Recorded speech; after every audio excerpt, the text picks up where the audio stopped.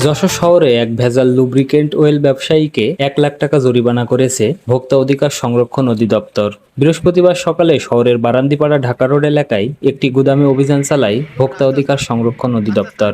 সংস্থার পরিচালক তামান্না তাসলিম জানান, গোপনে খবর পেয়ে অভিযান চালিয়ে দেখা যায় গুদামটিতে ব্যারেলে করে আনা নিম্নমানের লুব্রিকেন্ট ওয়েল সুপরিচিত কোম্পানির নাম লাগিয়ে বোতলজাত করা হচ্ছে।